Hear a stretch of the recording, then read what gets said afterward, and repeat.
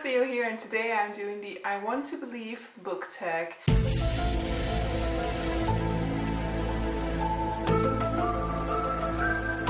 Now, this book tag was originally created by Rajathon, and so I will link the original video down below. And I personally was tagged by Sarah from Voyage Through Wor to do this tag, and so I will also link her video of this tag down below.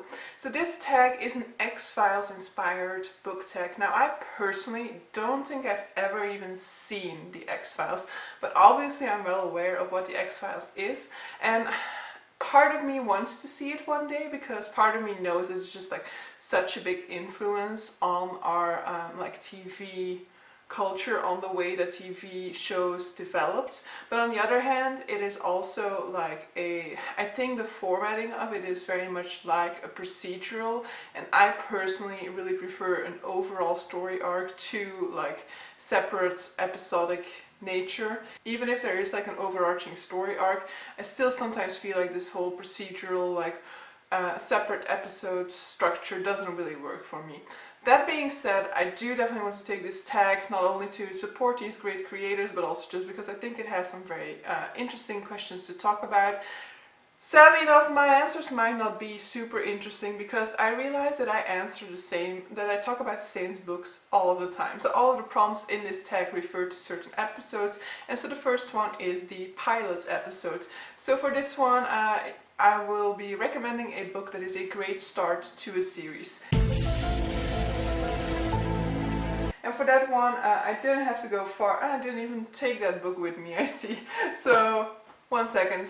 So for that one, I will be recommending City of Brass by S.A. Chakraborty. City of Brass is a Middle Eastern inspired fantasy series in which we are looking at a girl who is a sort of like scammer on the streets of Cairo who finds out that she has some link to the jinn realm, and so she is swept up into the jinn realm by a mysterious warrior. It is very much looking at jinn society. It is heavily it's heavily political, so it's very much looking at different structures within jinn society and a lot of prejudices and the way in which different players within this game navigate the political landscape. I very much loved this first one, gave it a 5-star rating, and yeah, I definitely want more people to read this one. Sadly for me personally, this one was the best in the series, and for me it kind of went downhill, but that has to do with certain plot developments that I personally don't necessarily love that much, but almost every single other person that I've seen read this series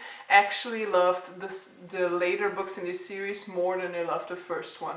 But so yeah, regardless of the fact that I thought like that I didn't like the third book as much as the first one, for example, I still highly recommend this series. It's a very different voice in fantasy for once. It's a different setting that we don't see all that often in fantasy neither, and I think that there was some wonderful character work being put into this one. Next question. Squeeze. In this episode we were introduced to a wonderful monster, and so the prompt is to give a favorite monster.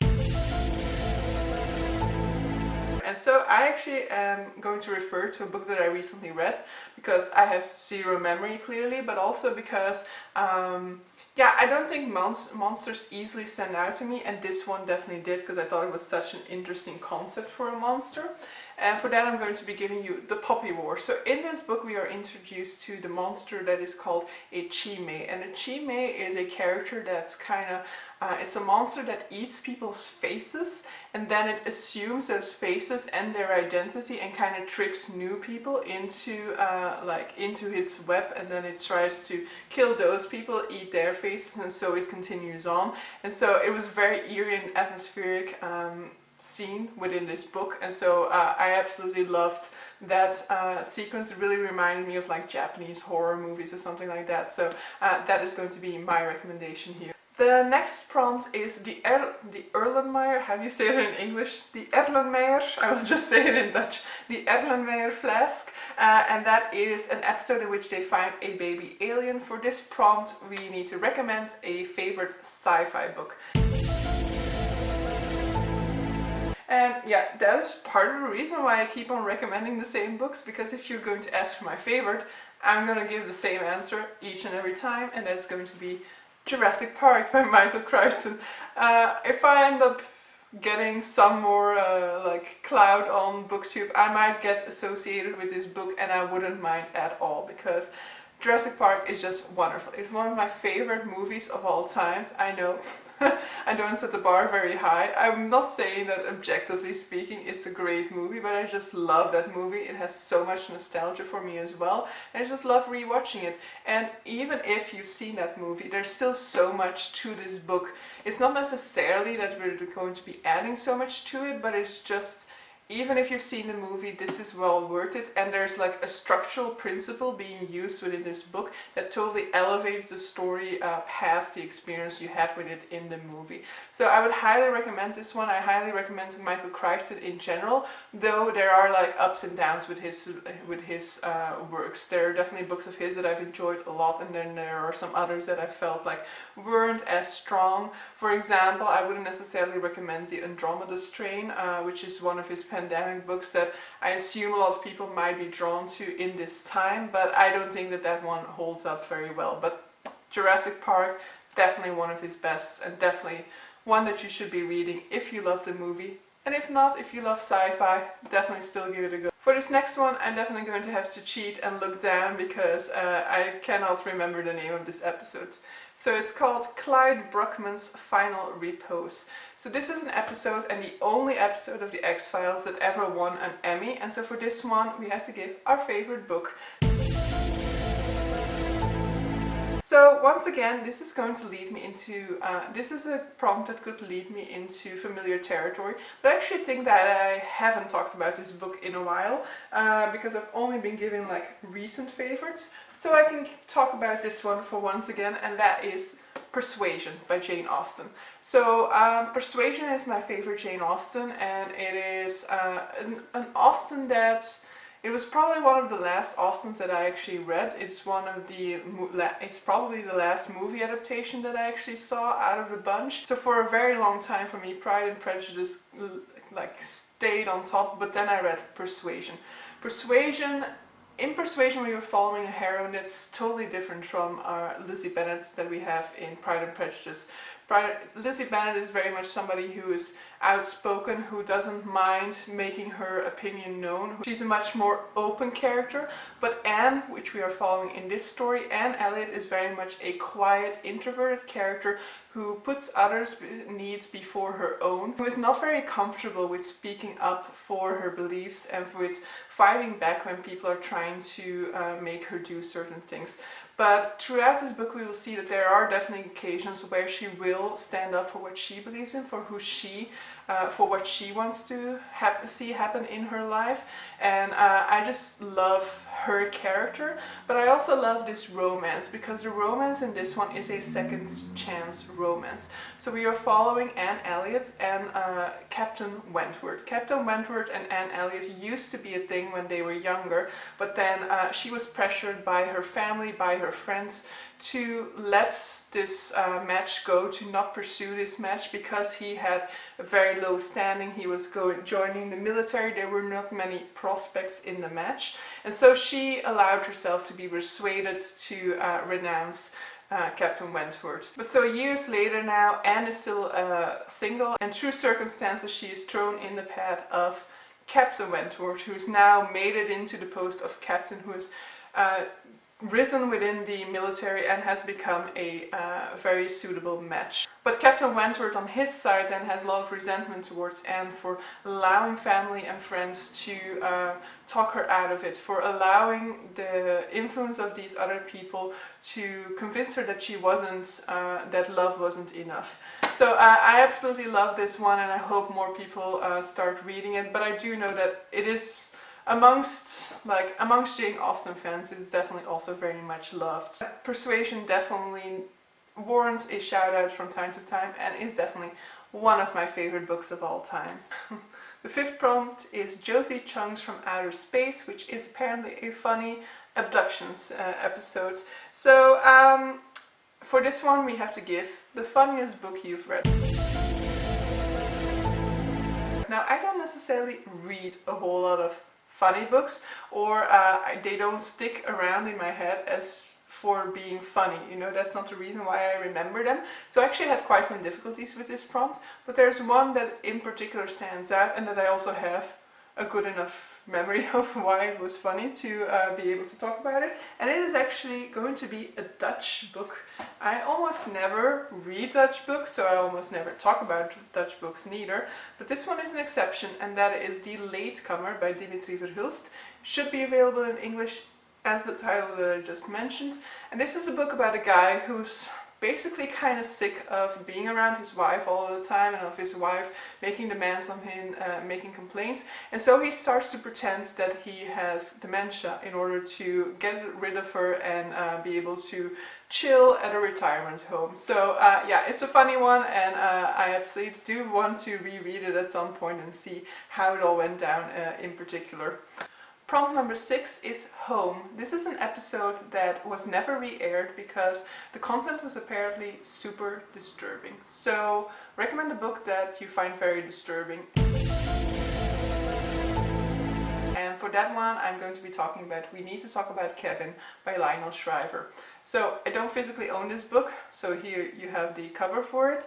And this is a book that has been turned into a movie as well. And I find it difficult to talk about this book in terms because in either the book or the movie you have a certain information from the get-go that is going to hugely impact your experience of this book. But I don't remember which one of it is. But in any case, I will not give that potential spoiler. But so we are looking at a mother-son relationship. So we are told the story through the eyes of the mother. And the mother has basically rejected her son throughout his life. She has always felt that there was something wrong with her son, that her son is evil, that her son is a disturbed person, that he's doing things that a normal child should not be doing, and that there is something wrong with her son. She is very alone in this realization. Her father, her husband, completely rejects her vision of their son and completely considers her to be a bad mother.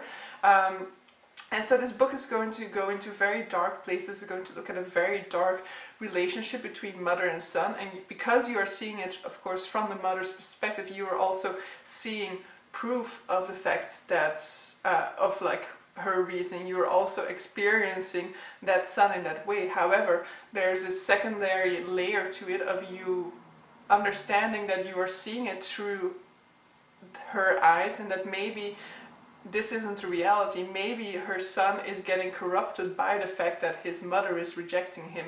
And so this all culminates into a final sort of scene in which something horrible has happened, because throughout you already get glimpses that something will happen towards the end, because she goes to visit her son at a sort of in prison. But I think in the book you don't know what happens. I think in the movie you know what happens, but in the book you don't know what happens. But in both cases you don't know the full extent of what happens. But it is a very disturbing book, and it definitely packs a punch. So it's definitely a book that has stuck with me for the impact it had on me while reading this one. 7th prompt is Postmodern Prometheus. This is an episode in black and white, and for this we need to recommend a classic. So, since last year I have a new classic to recommend every time. Ugh, Jesus. It's a chunker. So I have a new book to recommend every time people ask for a classic. But it's not an easy one to recommend, because basically only nutters actually follow my recommendation. And that will be War and Peace by Leo Tolstoy. Yep, this bad boy. So it's giants. It's a Russian classic. It's not easy. So not a lot of people will probably follow this recommendation, but it is very much worthwhile.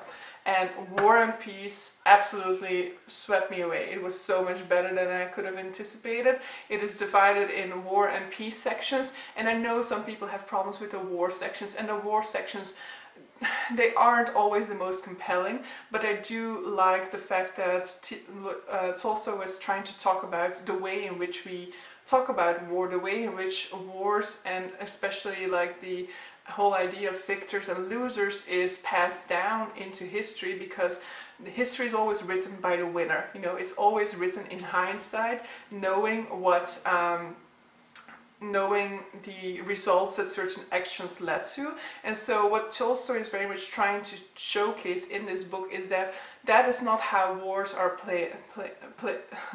that is not how wars play out. They are not some strategic game of like planning and executed. They are very much acts of survival all the time.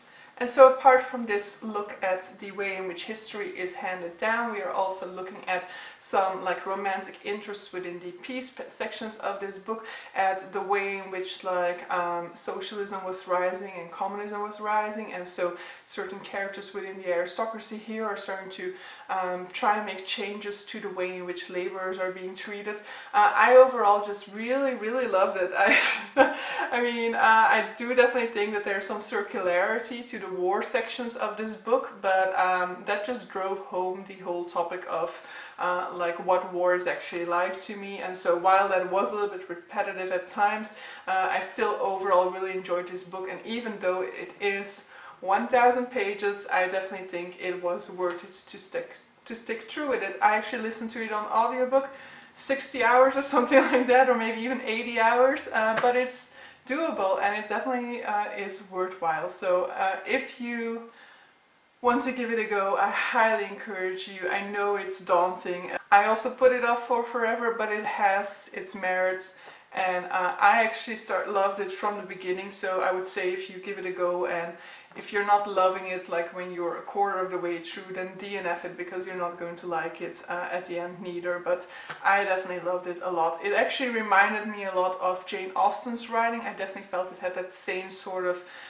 edge to its writing about aristocracy. There was that same sort of like sharp edge of fondly criticizing typical behavior within the aristocracy.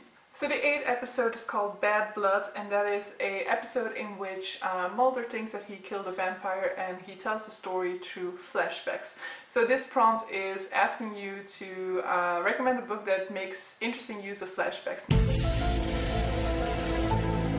Now, obviously, whenever you ask me a question like that, I can think of 0 books that use flashbacks. So basically my answer is going to be the one book that I remember at this point has flashbacks. But I also think that it uses flashbacks in a good way, and that will be the Stormlight Archive series.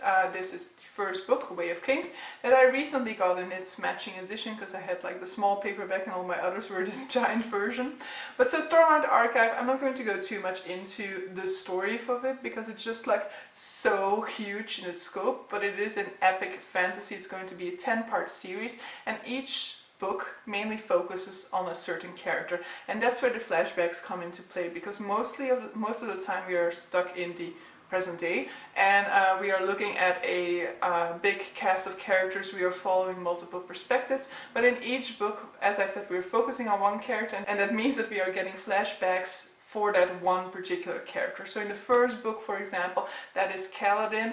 So in that book we are going to be looking into the history of Kaladin. But so in each different book in the series, it's going to be somebody else whose character is going to be explored more thoroughly through flashbacks. So yeah, that is going to be my recommendation there. There's 20,002 reasons to recommend Stormlight Archive, though I would say if you aren't into fantasy yet, or if you haven't started fantasy yet, it might not be the best one to start with, because it's just so grand on its scale, and like you might get easily overwhelmed by this world building if you take your first steps within the genre. So maybe try something lighter first.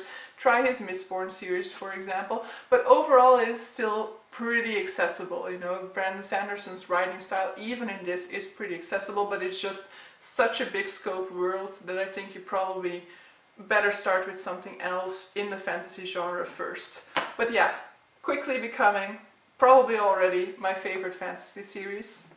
9th episode, Drive, in which a man jumps into Mulder's car and they scurry along throughout the entire episode. So it's basically a recommendation for a book that goes full blast ahead, full speed. And for that one I'm going to be recommending The 100-Year-Old Man Who Climbed Out of the Window and Disappeared by Jonas by Jonas Jonasson, right? Jonas Jonasson, I think. So this is a book that I have almost no memories about, but I do remember the basic premise of it, and I do know that it was a breakneck speed pace. So we are looking at a 100-year-old man who climbed out of the window and disappeared. So this man, at the beginning of the book, they are celebrating his 100th birthday, and he just really wants to escape all of the attention. So he climbs out of his window and he's waiting for a bus, and he accidentally switches his briefcase with the briefcase of somebody else who was standing there, and then a whole lot of adventures ensue, and he gets mixed up in like all sorts of like major historical events in the process, and he goes off to, I think he ends up in China at some point and stuff like that. So it's very much a roller coaster of an adventure. It's also very funny, and I should really reread it because I also want to read the sequel, which I have never read, which is the like accidental further adventures of the 100-year-old man. So yeah, I really liked that one, and I just thought it was very charming and fast-paced and fun. So can definitely recommend that one. So the final question, the 10th question, is Milagro, and this is an episode in which like fantasy becomes reality. So a writer is writing a book and that becomes reality. And so the recommendation is to give a book with a setting that you would never want to go to. And for me, that is going to be The Fifth Season by N.K. Jemisin. So The Fifth Season is another fantasy series, and I haven't fully finished the series yet. I've just finished book 2 this month, but I'm absolutely loving this one. It is like groundbreaking fantasy. And so this book is set in a broken earth where basically there is all sort of like seismic and volcanic activity happening underneath the surface. And so at the beginning of book 1 there's a huge rift that takes place, and so the world is kind of thrust into a new like sort of ice age or something like that. It's sort of set at like the beginning of the end, and this world has had quite a lot of these episodes happening already. And so the reason why I don't want to be thrust into this setting is first of all because it is a very gloomy world, but this gloomy world also creates gloomy and harsh characters. So a lot of the character interactions and a lot of the structures that are in place and a lot of the prejudices that are in place will also create for a very harsh societal reality within this world. So yeah, definitely don't want to end up in this one, but love reading about it and love reading about the character set within this. This book is also structured in a very interesting way, so it's very much it's very much unlike any other fantasy that you would read. So just like with Stormlight Archive, I think that this is a bad start for fantasy. I wouldn't recommend you start with this one first, because it's also quite confusing, I think, to read, you know, because you're not just dealing with the confusing nature of the world itself. Unlike Brandon Sanderson, this isn't written in an accessible way, but you're also dealing with confusion about character identities and things like that. You also have to deal with parts being written in different styles, because there's parts in like third-person perspective, there are parts in second-person narration. So yeah, it can end up being quite confusing. So I definitely wouldn't consider that to be like your first fantasy. But I definitely, if you love reading fantasy, I would definitely check it out. Especially if you're kind of like getting the feeling like all the fantasy you're reading is the same. Highly recommend you look this one up. But so yeah, that is it for the I Want to Believe book tag. There is a bonus question, which is to talk about a favorite side character. Now, I have zero memories, and I cannot actively recall people or books or something like that. So if you were to talk to me about a certain book, I might be like, oh yeah, that has great side characters, but actively I cannot come up with any. But what I do like is like side characters who aren't afraid to point out the main character's flaws, who aren't afraid to just push back against the main character a little bit. You know, a lot of the times I feel like our main character is like the star of the show, and our main character and our side character is just to support them. But I love it when a side character steps up and puts the main character in their place, points out that they've messed up, they need to do better, and that's something that I really love seeing in books. So if you know any of those side characters, definitely let me know down below so that I can check out those books or remember that I've already read them. But so yeah, I definitely enjoyed taking this tag, so let me know down below whether you would like to take this tag, because I definitely think it has some fun questions to answer. And so yeah, see you guys for the next one. Bye!